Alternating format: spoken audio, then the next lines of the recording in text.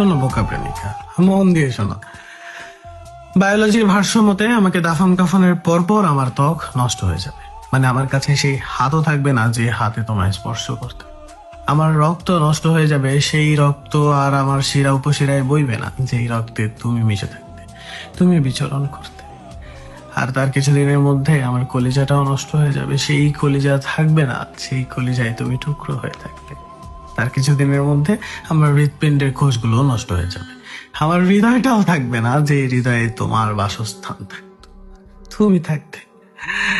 আমার স্মৃতি স্মৃতি ঠিক থাকবে, স্মৃতি ঠিক থাকবে, স্মৃতি নষ্ট হবে না।